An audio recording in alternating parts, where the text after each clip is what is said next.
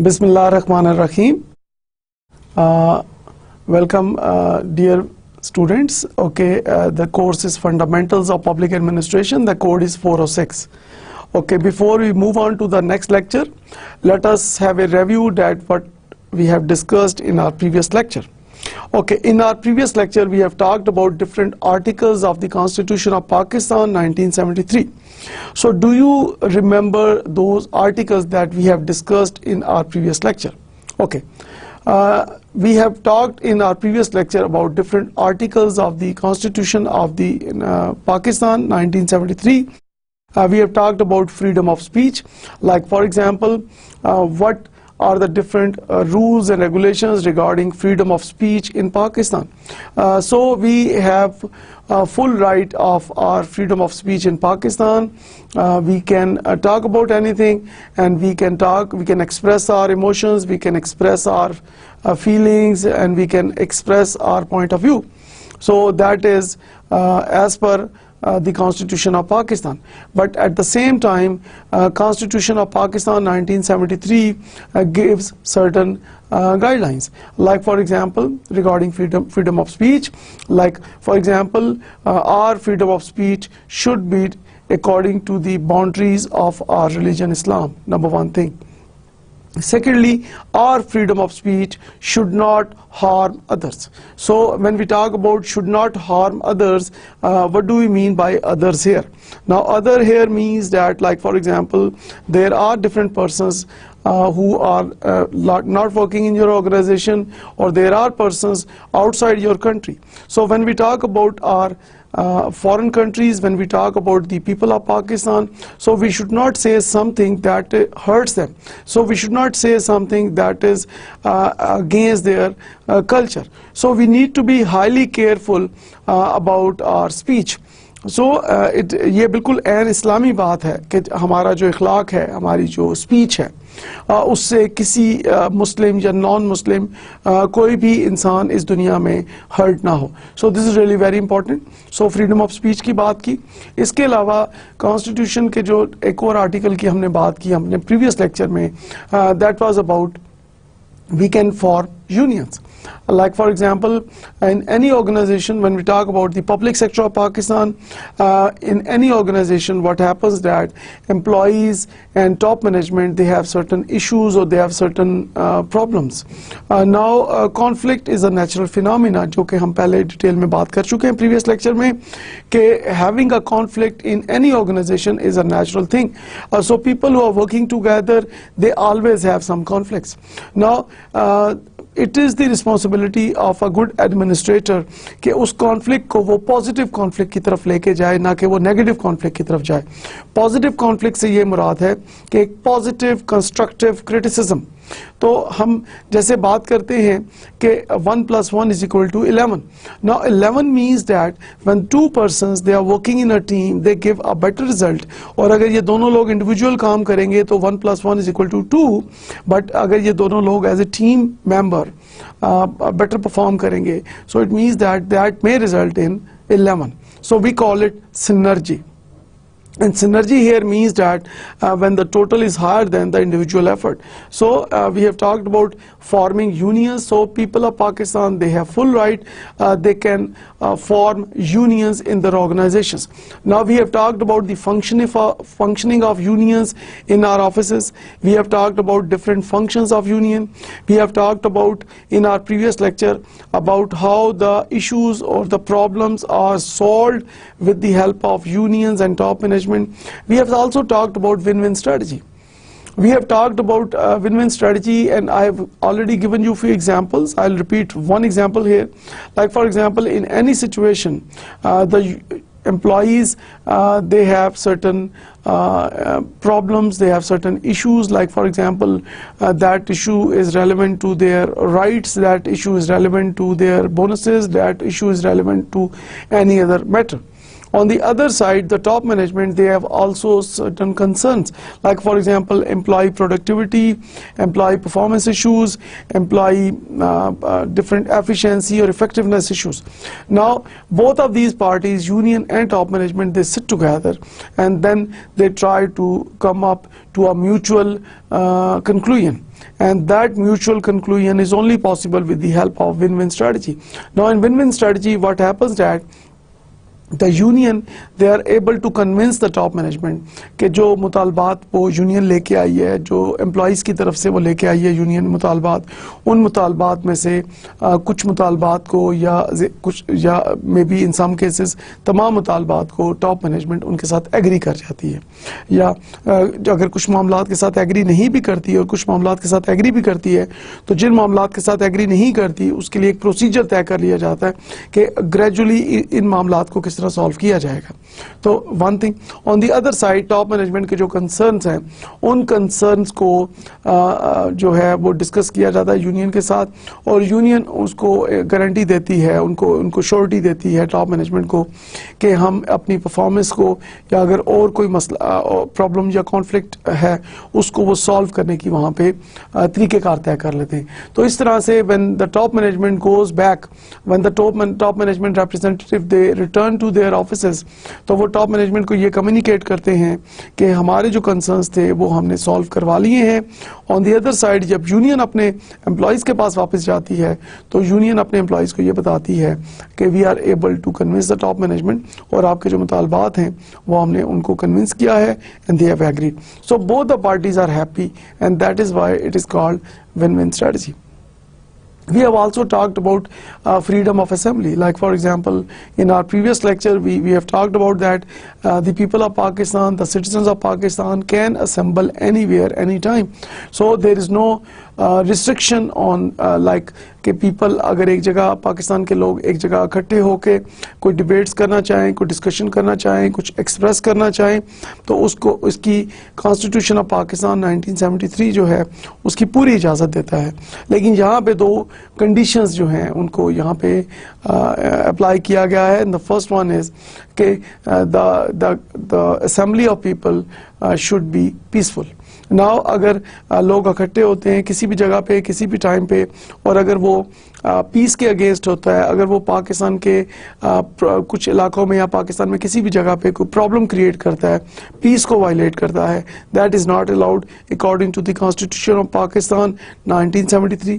The next condition जो कि यहाँ पे अप्लाई की गई है, जो गाइडलाइन दी गई है कॉन्स्टिट्यूशन ऑफ पाकिस्तान 1973 में to the people of Pakistan, they should carry no arms. So we can assemble anywhere, we can talk about anything, we can express our feelings, but those जो get together है, जो आप एक जगह इकट्ठे हो रहे हैं, जो एक जगह पीसफुल आपकी असेंबली है, वहाँ पे वो विदाउट आर्म्स जो है उसको यहाँ पे गाइडलाइंस दी गई हैं कि विद आर्म्स जो हैं या असलहा के साथ या ऐसे एम्यूनिशन के साथ या किसी ऐसी चीज़ के साथ जिसकी मदद से कोई ना कोई टेररिज्म या कोई ना कोई पीस को ख़तरा हो सकता है, तो एम्यूनिशन और आर्म्स जो हैं उनको अलाउ नहीं किया गया. सो हमने अपने प्रीवियस लेक्चर में डिफरेंट आर्टिकल्स की बात की. सो आज हम वो आर्टिकल्स जो हैं कॉन्स्टिट्यूशन ऑफ पाकिस्तान 1973 के मुताबिक हम उसको कैरी ऑन करते हैं. The next one is it says that safeguard against taxation for purposes of any particular religion.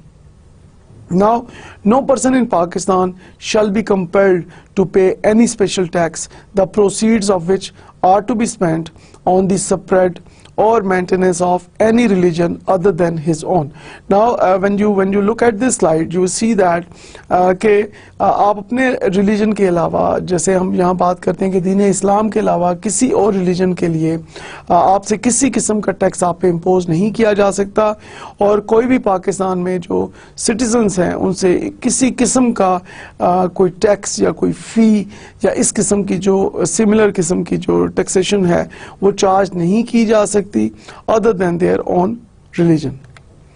The next article we talk about in the Constitution of Islamic Republic of Pakistan 1973 is about safeguard as to educational institution in respect of religion, etc. So no person attending any educational institution shall be required to receive religious instruction or take part in any religious ceremony or attend religious worship if such instruction, ceremony of worship relates to a religion other than his own. Now you see that कि किसी भी तालीमी इदारे में कोई भी ऐसी ceremony या कोई भी ऐसी एक्टिविटी अरेंज नहीं की जा सकती जो कि अदर दैन इस्लाम हो।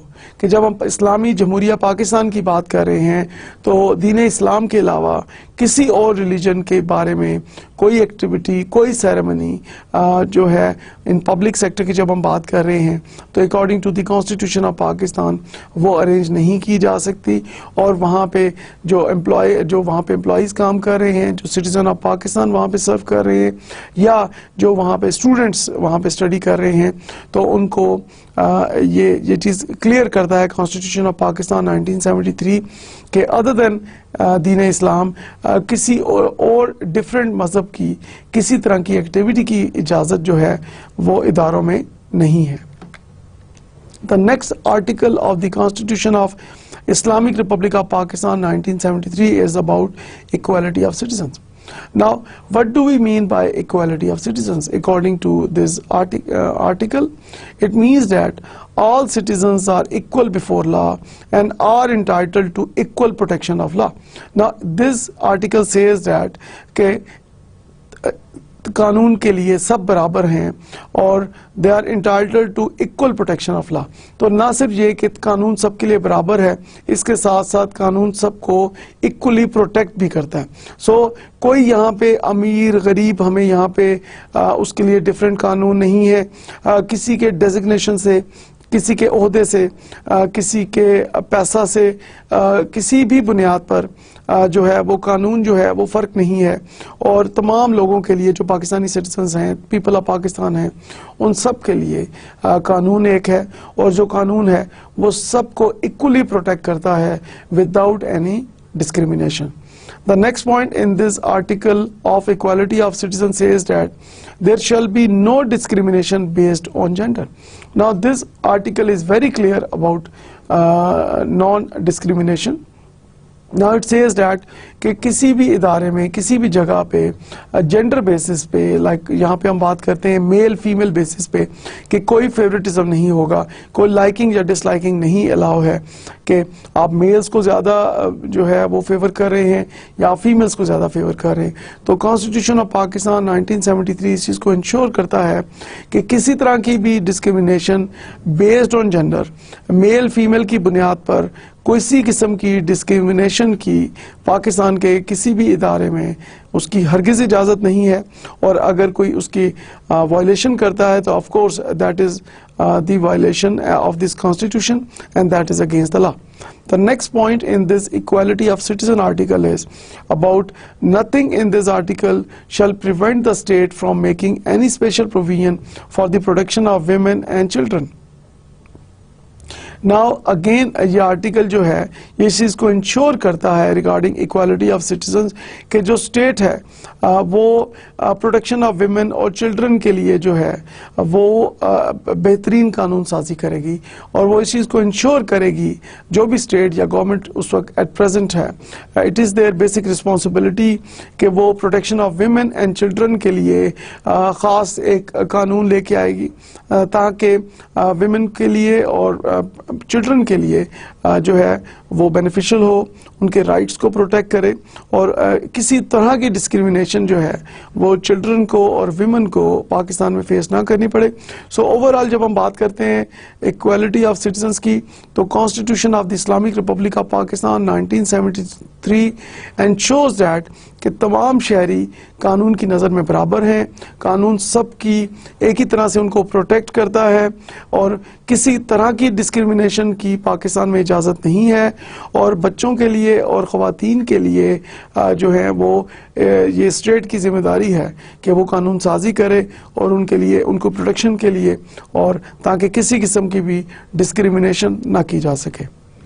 The next article in this Constitution of the Islamic Republic of Pakistan 1973 is regarding non-discrimination in respect of access to public places. Now, as this article says that in respect of access to places of public entertainment or resort not intended for religious purposes only, there shall be no discrimination against any citizen on the ground only of race, religion, caste, gender, residence or place of birth. Now, this article says clearly that there should be no discrimination in respect of access to public places. तो public places में जाने की सबको इजाज़त है. Now, this is really very important कि gender की बुनियाद पे, किसी रिलीजन की बुनियाद पे, किसी रेस की बुनियाद पे, किसी कास्ट की बुनियाद पे या रेजिडेंस और प्लेस ऑफ बर्थ की बुनियाद पे किसी तरह की किसी पाकिस्तानी सिटीजन्स के ऊपर किसी तरह की रिस्ट्रिक्शन नहीं है. So Pakistanis can move on to any place, they can have access to any public place. और Constitution of Pakistan जो है 1973 इस चीज़ की यहाँ पे आपको rights देता है कि you can have access to public places in Pakistan as a citizen of Pakistan. Okay. After discussing the different articles of the Constitution of Pakistan 1973, now we move on to the next topic, that is factors affecting public agencies. Now when we talk about different factors that affect public agencies, we say that the way democracy functions in the political tradition of a country have important influence on the working of public organization. Like following factors affect public administration in Pakistan.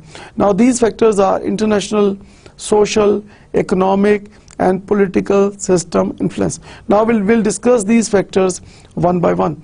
So international, like talking about international factors. Now how the international factors are affecting public administration in Pakistan. Of course, and now the world is a global village. When we talk about this world, we say that it's a global village. Now global village means what? It means that whatever you are doing in Pakistan, it has an influence on the other countries, and whatever the other countries are doing in their country, whatever they are doing, it has an influence on Pakistan. Now it's a global village, so everybody doing anything in the world that has an influence on others. Like for example, when we talk about business, when we talk about products, when we talk about anything, so that has an influence. So and of course public administration is not an exception here. Now दुनिया में क्या कानून बन रहे हैं, दुनिया में मुख्तलिफ जो पब्लिक एडमिनिस्ट्रेशन के अंदर क्या चेंजेस आ रही हैं, इस वक्त हमारे जो नेबर कंट्रीज़ हैं वहाँ पे किस किस्म की पब्लिक एडमिनिस्ट्रेशन है, एडवांस कंट्रीज़ के अंदर किस तरह की पब्लिक एडमिनिस्ट्रेशन है.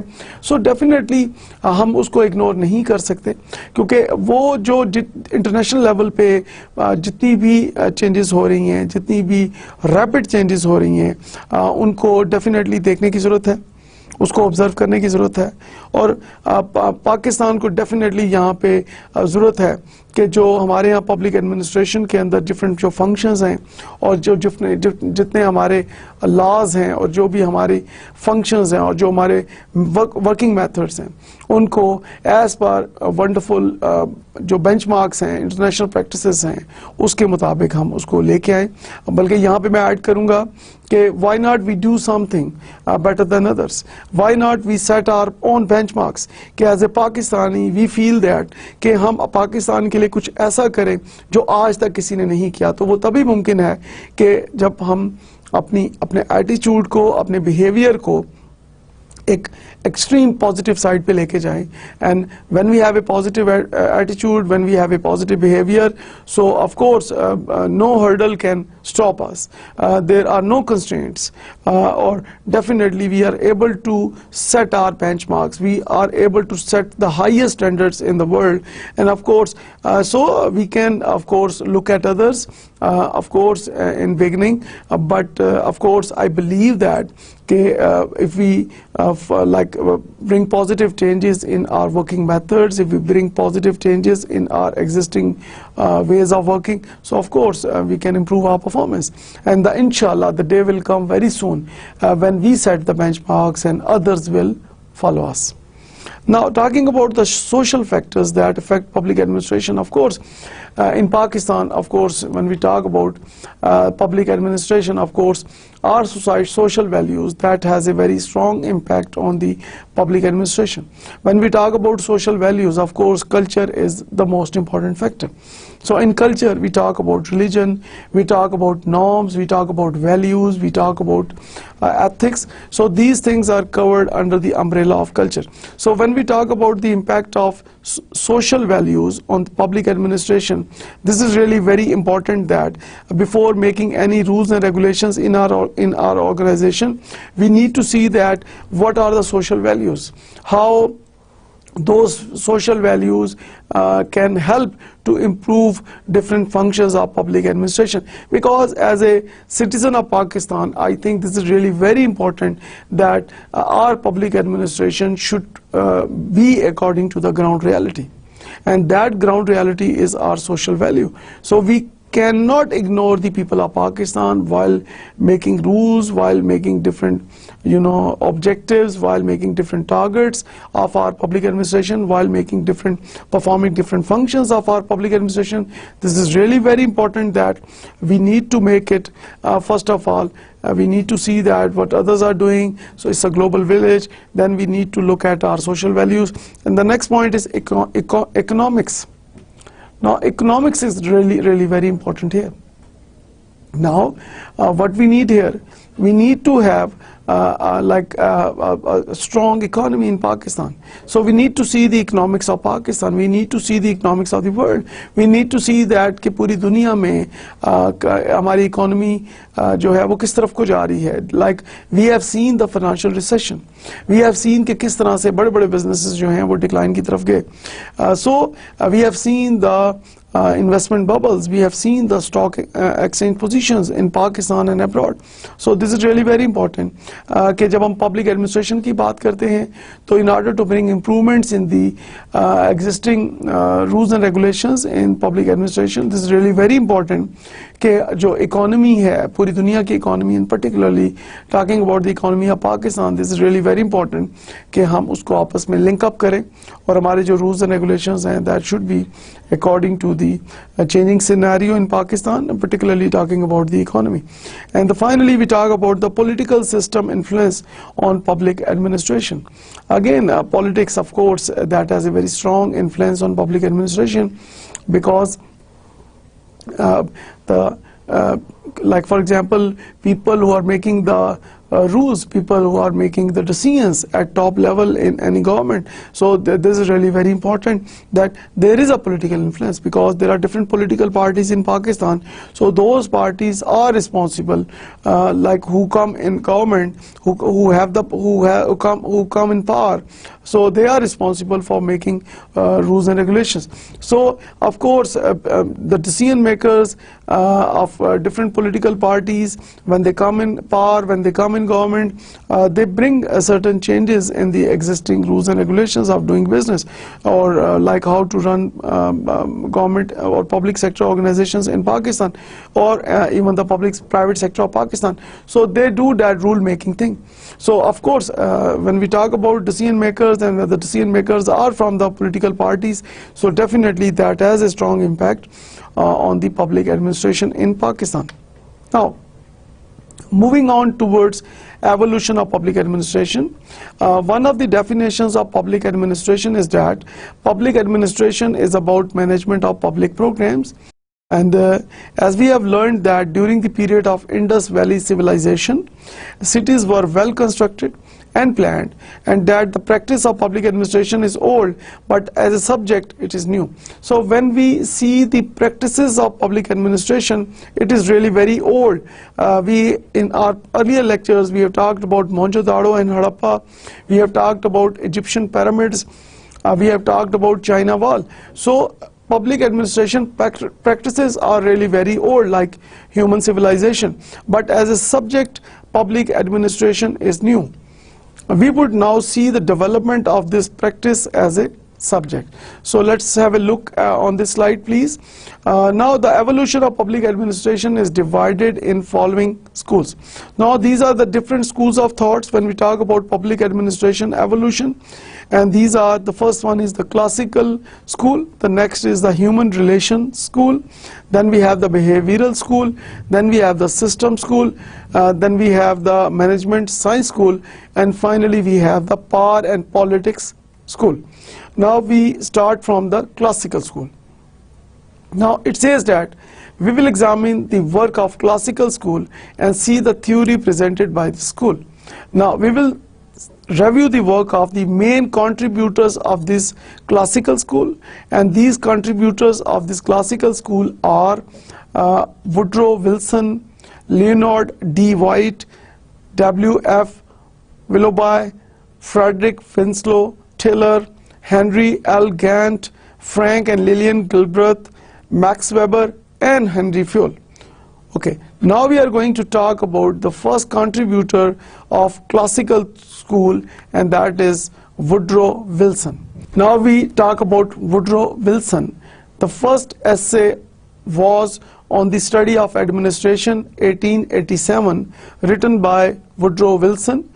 He was an American scholar and late president of USA. His essay was of very practical nature. In his essay, he pointed out following things. In his essay on the study of administration, Woodrow Wilson addressed the inefficiency and corruption in USA government in late 1880s. He said that political scientists had given little attention to how government should operate. So it means that Woodrow Wilson talked about the inefficiency of the political scientists in his study of administration. So in his essay, he has talked about the inefficiency of the political scientists who were unable to draw like different responsibilities, who were unable to define those correct working methods, and of course that resulted in corruption in the USA government when we talk about the period 1880s. The next he talked about he was impressed by the business, industry and technology. Now, of course, at that time, Woodrow Wilson, he talked about the significance and of course the importance of business, industry and technology. That shows that he was fully aware and he was impressed by these different sectors. Then Woodrow Wilson believed that the work of government should be accomplished with the efficiency of private sector. Now you see that this is really a wonderful point here. Of course, public sector and private sector, they both, if they work together in partnership or if they work like in different areas, that is good for the economy of any country. And here talking about USA, Woodrow Wilson suggested that government can improve their work. Government can improve, bring improvement in the performance of their employees with the efficiency of private sector. So Woodrow Wilson emphasized on the importance and significance of private sector. And then he believed that there should be separation of politics from administration. Now Woodrow Wilson was against politics. So he said that politics should not be there in the public administration. So he emphasized in his article, in his essay on the study of administration in 1887, that politics should not be there in administration. Now, why he talked about separation of politics from administration? Now here we need to discuss this point. This point is really very important. Like for example, when we have a political influence, it means that liking or disliking factor may come in administration, and when personal liking or disliking factors are there, so definitely when you are making different decisions, when you are making different rules and regulations or making laws, so of course if you have already developed a mindset, if you have certain liking or dislikings, so of course that can create problem in the public sector.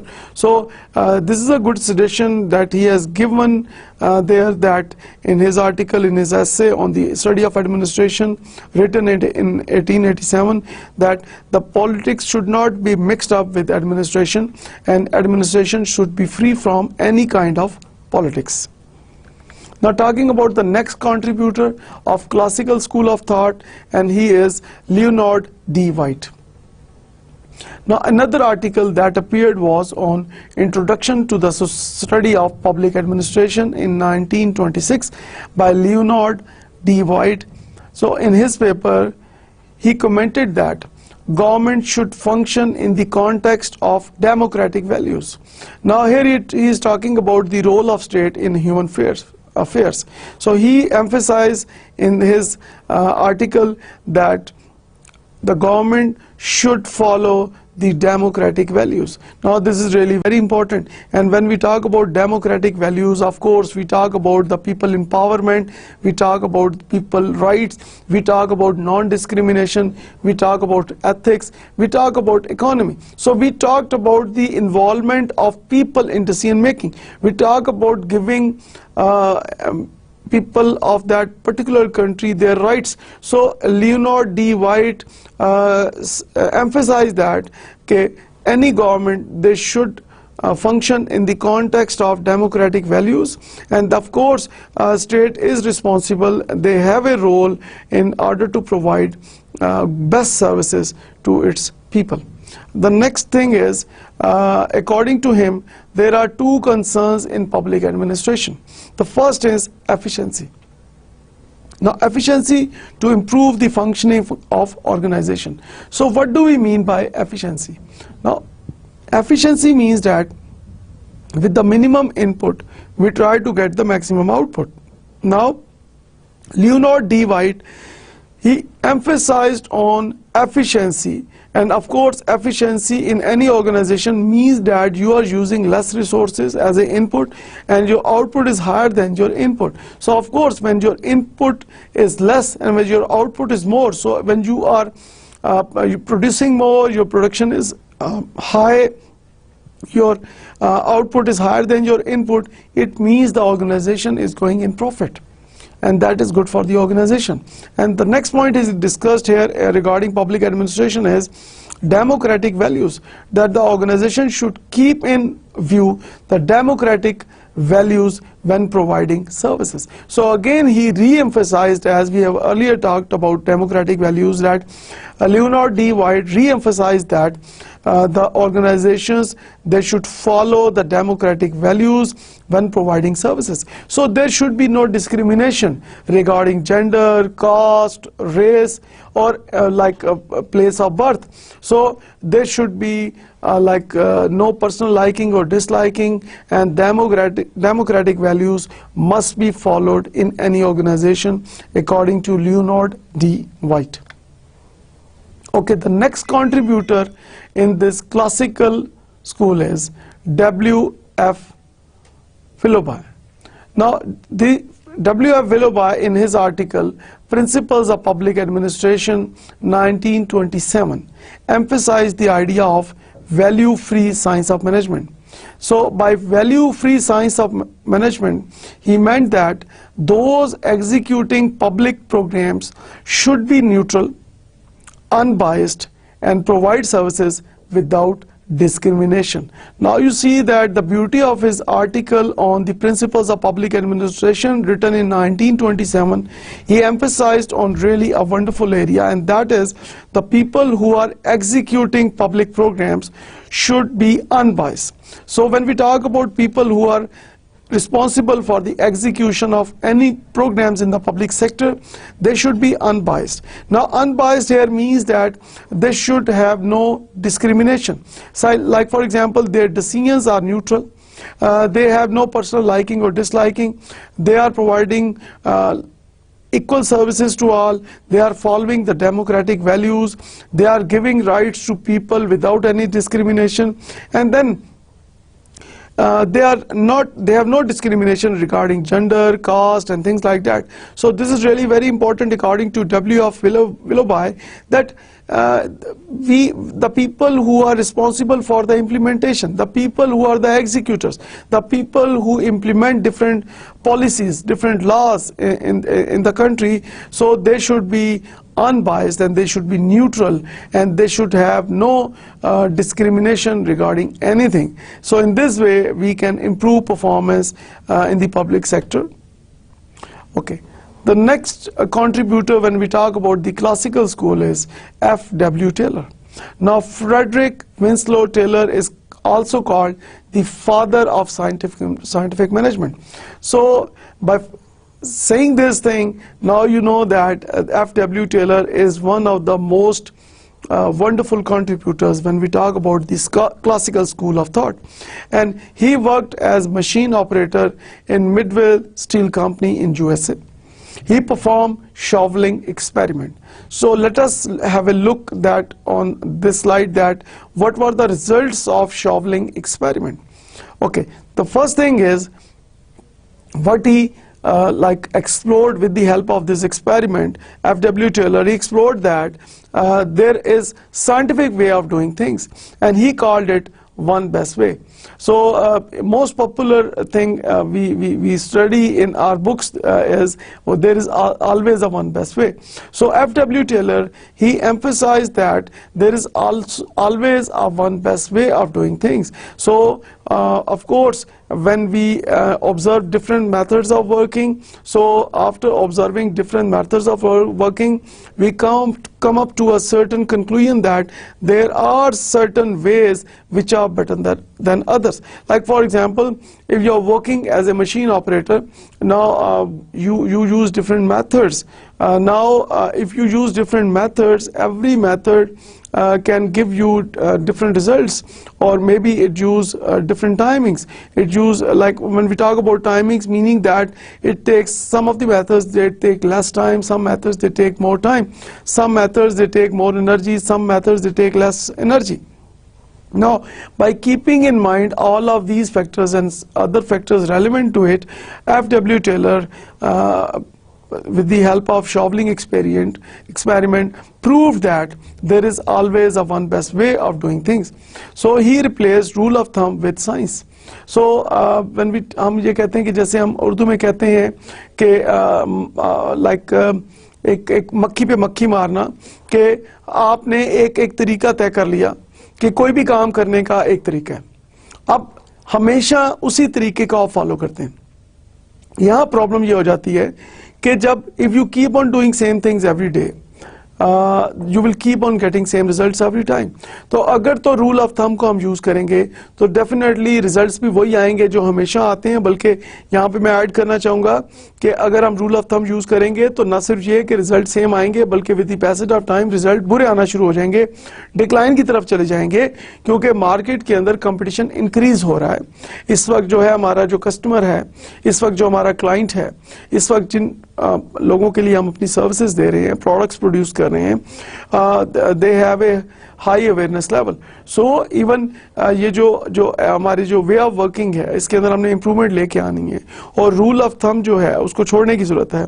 और F.W. Taylor ने यहीं पे इस चीज़ को emphasise किया है कि he replace the rule of thumb with science and obtain harmony in group action rather than disagreement. So F.W. Taylor talked about harmony.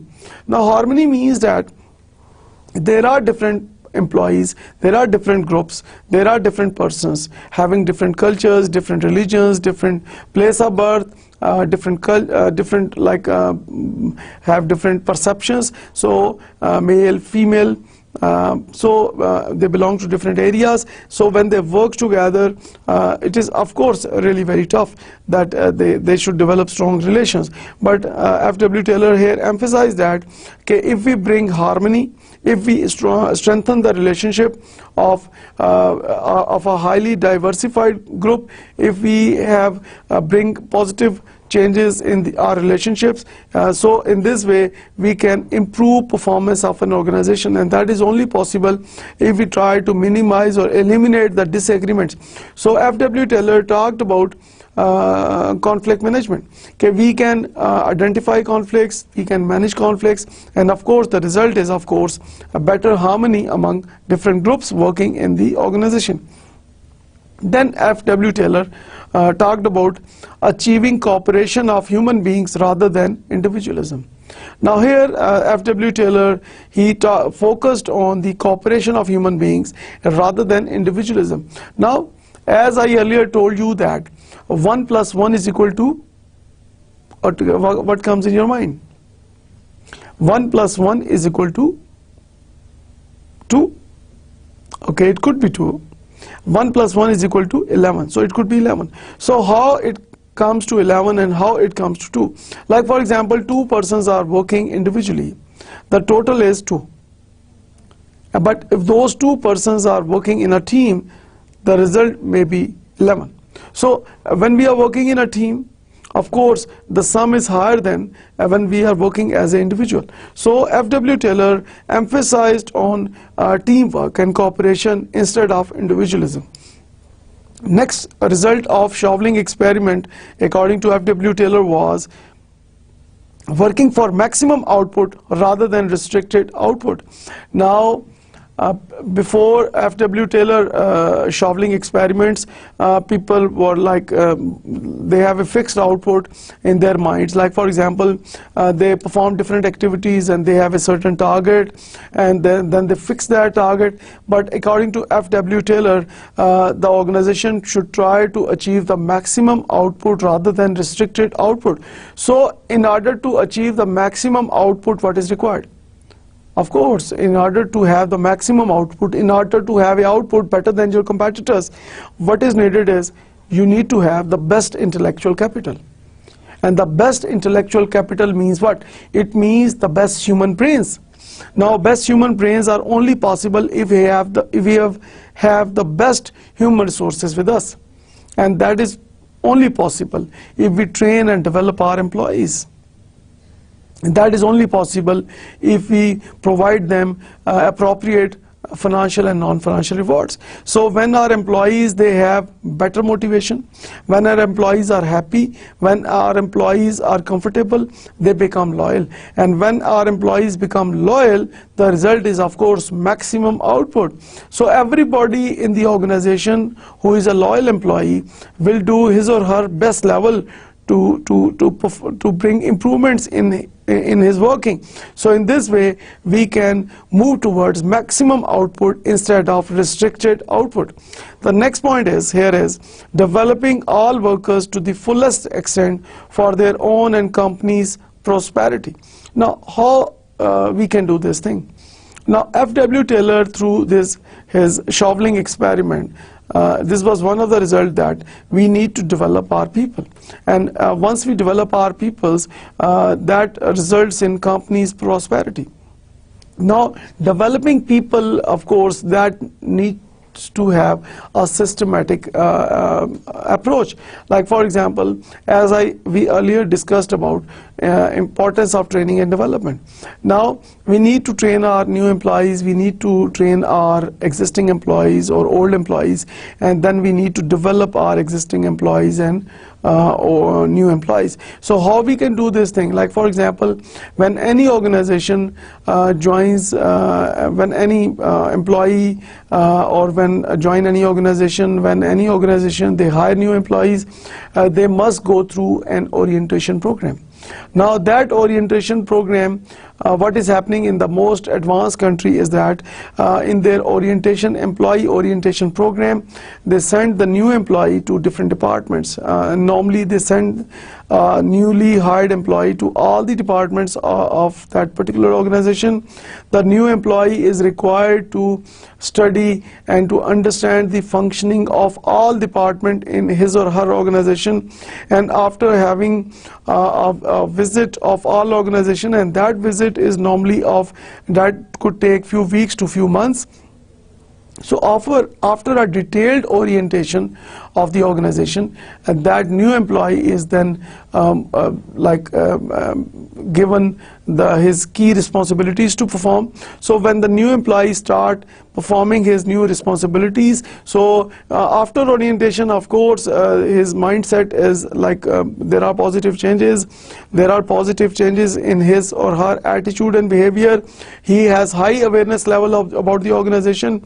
He knows that what other departments are doing in the same organization. So he knows about the other people as well who are working in the same organization. So by knowing other people, by knowing what others are doing, that improves his performance. So this is really very important. So we can develop our employees with the help of different training methods. Like for example, we can use presentation methods, we can use case study methods, we can use role-playing methods, we can use simulation methods. So these are the different training methods employers can use to develop their employees. And when we talk about training and development, training here means that learning existing job skill requirement. So I repeat, training here means that learning existing job skill requirement, and by development we mean that learning future job skill requirement. So we need not only to develop our employees, we need to train our employees as well. So here I will add here that first we need to train our employees and then we need to develop our employees. So development is a long-term thing and training is a short-term phenomena. Okay. And of course, these training and development, they are highly interrelated. And final point in the result of shoveling experiment performed by F.W. Taylor is workers should be carefully selected. Now you see that right person for the right job. As in the first result, the F.W. Taylor emphasized that there is one best way. So in the last finding is workers should be carefully selected. So here that one best way could be hiring the right persons. So right person for the right job at the right time is required here. So according to F.W. Taylor, organizations should be careful when they do that recruitment and selection. Now, how we do that good recruitment and selection? There are few things we need to talk about. Like for example, we should have a very strong human resource planning. Now, organizations who do not have strong human resource planning, they are not good in hiring people. Like for example, what do we mean by human resource planning here? Now, human resource planning means that we need to hire people according to our needs, according to needs in different departments, according to different needs of the organization. Like for example, what is going on in the market, okay, what is required, what are the competencies required, what could be the job responsibilities, what should be the eligibility criteria of hiring. These things are to be done by human resource planning umbrella. And then we talk about, after human resource planning, we talk about recruitment and selection. Now in recruitment and selection, what we do is we advertise the position and then we conduct different tests and then we conduct different interviews. Based on those test and interview, then we hire the best person. So there is some reference check or background check, and then of course after recruitment and selection, that employee is sent for orientation sessions that we have already talked about, and in those orientation sessions the employee is given the chance to understand the functioning of different departments. The new employee is given the chance to meet the new people, and then of course the result is high awareness and better relations with other people working in the same organization. So overall, when we look at this slide, you see that this is really a wonderful contribution of F.W. Taylor regarding the performance of employees, regarding the selection of employees, and then of course there is always a one best way. So we have discussed all the results of shoveling experiment performed by F.W. Taylor in this slide. Okay, the next contributor when we talk about classical school of thought is Henry L. Gantt. Now Gantt also belongs to the classical school because he was also trying to focus on efficiency and maximization of output. So we have already talked about efficiency and we have already talked about the maximization of output. He emphasized the need for developing mutuality of interest between management and labor, which mean a harmonious cooperation between both. So Henry L. Gantt, he talked about and he emphasized on building good relations between the management and the labor. So he focused on having harmonious cooperations between the labor and the management. So this is really very important. As we always say that human resource is the most important asset of any organization. So when we say that human resource is the most important asset of any organization, it also means that we need to take care take care of this most important resource. So if you are not taking best care of your human resource, so you cannot retain that human resource. You cannot keep that good human resource, because if you do something bad with your good human resource, that human resource may leave you. So that is why Henry L. Gantt talked about the importance of relations between the management and the labor. So by saying this thing, he meant that we need to do something which increases, which strengthens the relationship between management and the labor, and that is possible when they sit together, when they respect each other, when they have when they respect each other's values, and when they follow the targets, and when things like that. So when the top management, they take care of their financial and non-financial needs of their employees. So when the top management creates a supportive environment, and that supportive environment can result in better relations of labor and top management. Now the next, Henry N. Gantt, he talked about in all problems of management, the human element is the most important. Now, in any kind of problem. Now, when we talk about problem, one thing that quickly comes in my mind is problem is not a problem. The way we see the problem is the real problem. So Henry L. Gantt talked about our perceptions. He talked about the human element when he talked about problems. So in order to solve any kind of problems in management or in any situation, what is required here is that we need to improve the way we look at problems. And that is only possible when we have better, good relations with our employees. And when the top management and the low management and the middle management, when all the levels of management, they have strong relations with each other, of course they have a positive mindset, they have a positive perception. So all are willing to solve the problem in a positive manner. So that perception is required, that attitude is required, that behavior is positive behavior is required, and that is only possible when we start respecting, and when we start focusing, when we start giving our much attention to the human element. Then Henry L. Gantt talks about the importance of time as well as cost in planning and controlling work. So Henry L. Gantt talked about time management. Now about time, I always say one thing, that the good news is, so there is a good news, there is a bad news. So I will start from the bad news. The bad news is time flies. वक्त पर लगा के उड़ जाता है. The bad news is वक्त पर लगा के उड़ जाता है. What is the good news here? The good news is you are the pilot. Now, if you manage your time well, and if you are able to do that time management thing, so of course you can achieve your targets in time, you are highly organized, and you know when to do what, things like that. So we need to develop a list of activities every day in our offices. Like for example, as a student, do you prepare that list of activities like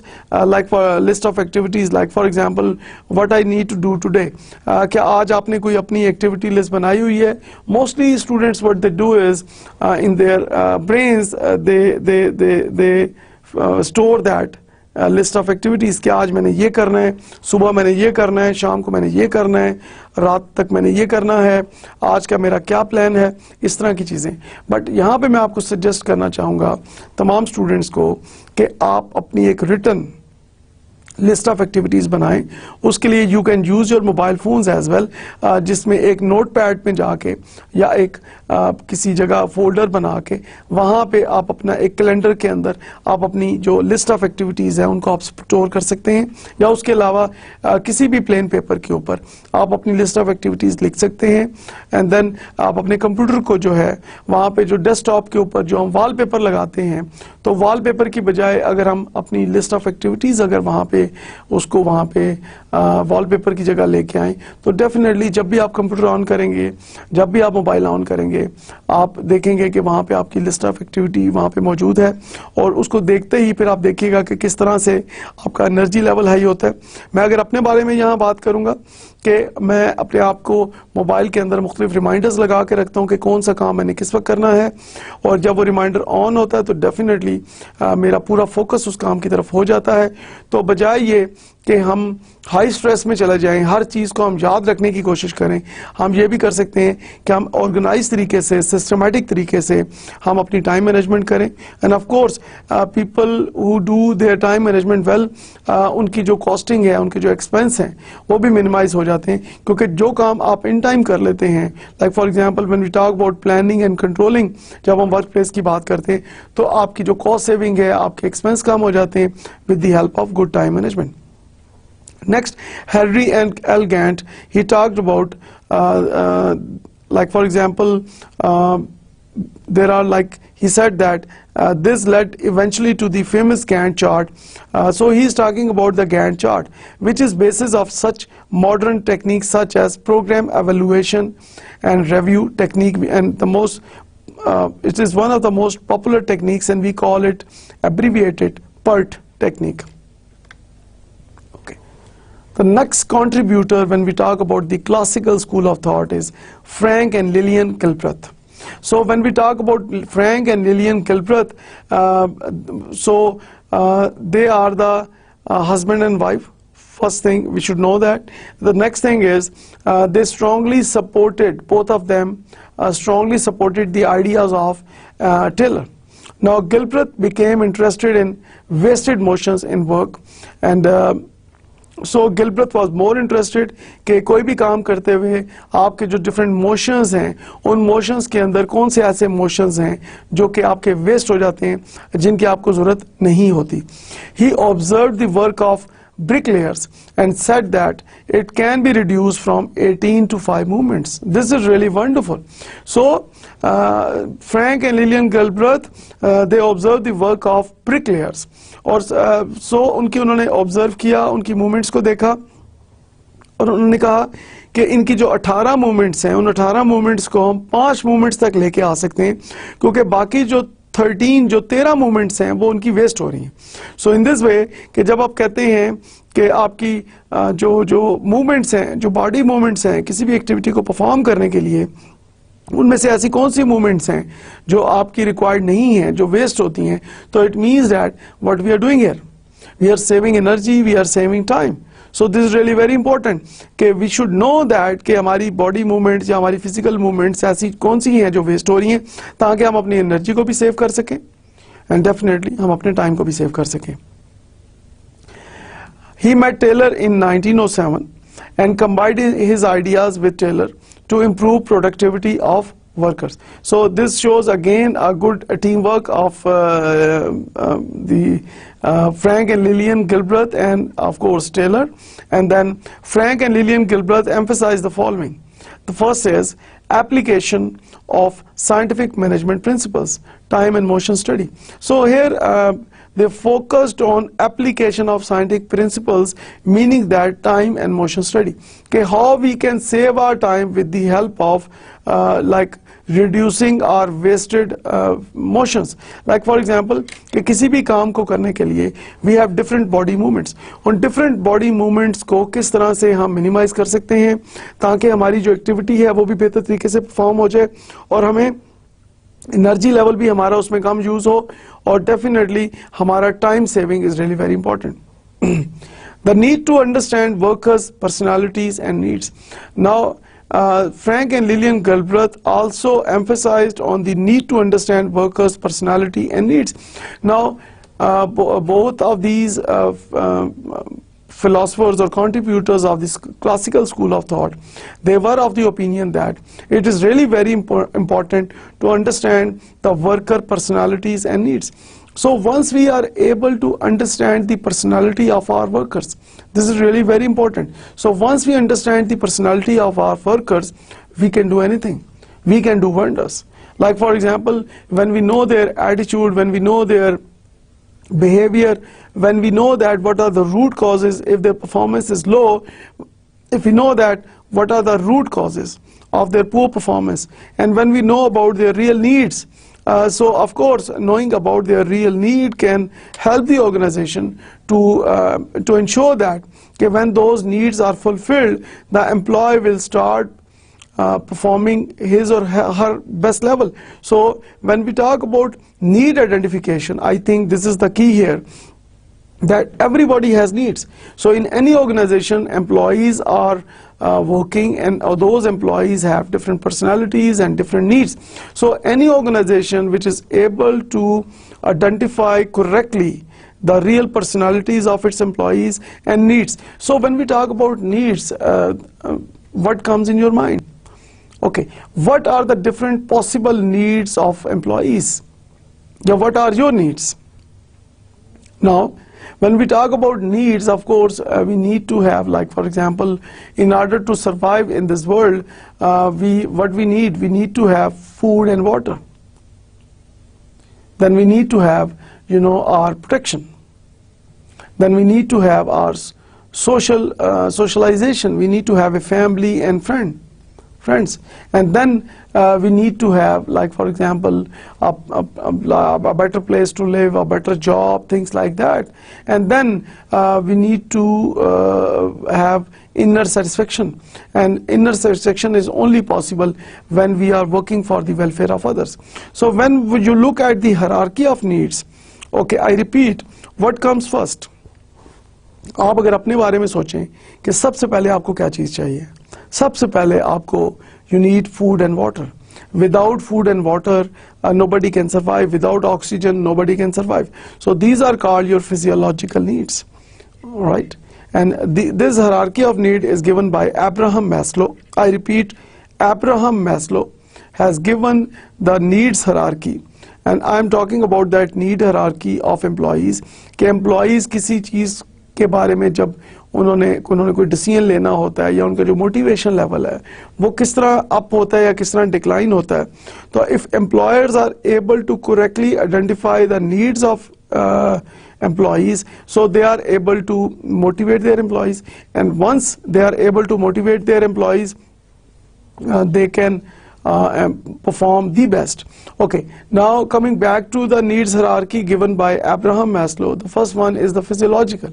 Now physiological means that your food and water, things like that, without which nobody can survive. So once you are able to fulfill your needs of food and water, then the next higher level is you need to have protection, you need to have safety. So and once you have that protection and safety, the next need is the social need. You need to have a family, you need to have friends, because in this world nobody can live alone. So of course we need to have a family, we need to have friends. So once you have needs, fulfill the needs of family and friends, then you move on to the next need level, that is called self-esteem.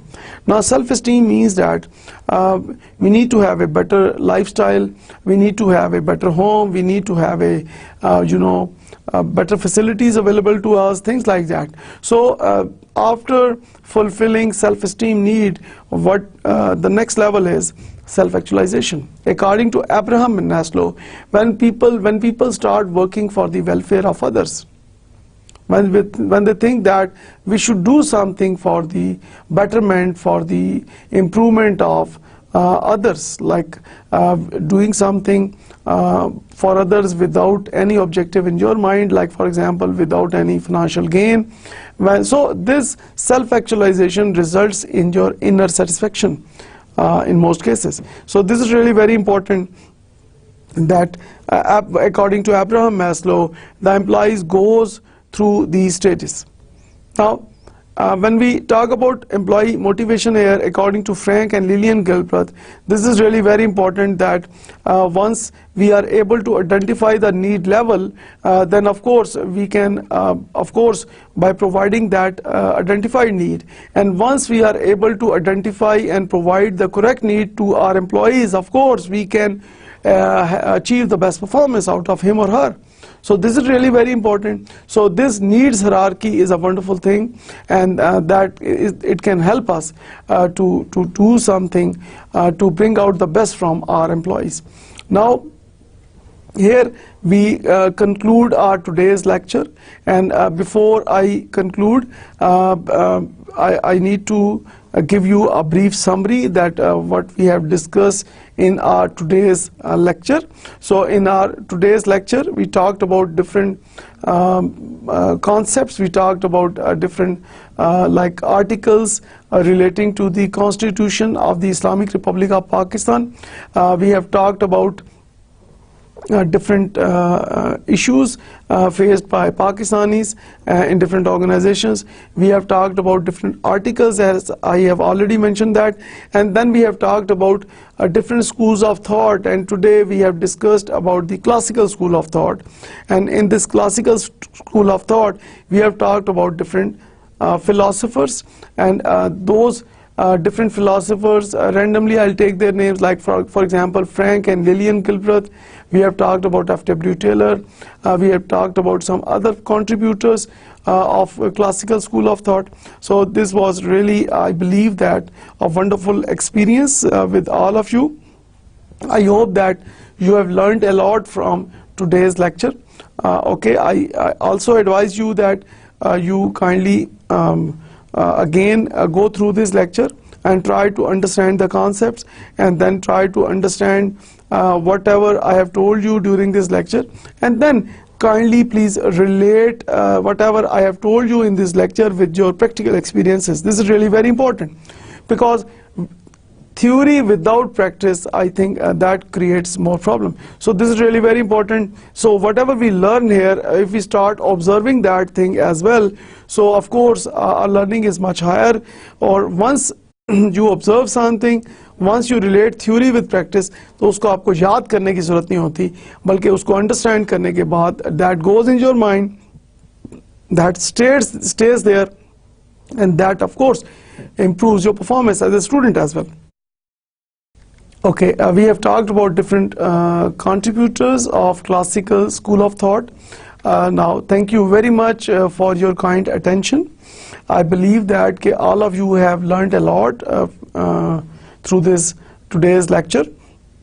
Now, again, I repeat one thing, that you need to relate theory with practice. So whatever you have learned in this lecture today, open different newspapers, when you watch different news on television, when you listen to radio, or when you work on internet, so try to like learn from different practical situations and relate this theory with practice, and in this way you are able to learn more, you are able to understand more. Thank you very much, all of you. God bless you. Thank you very much.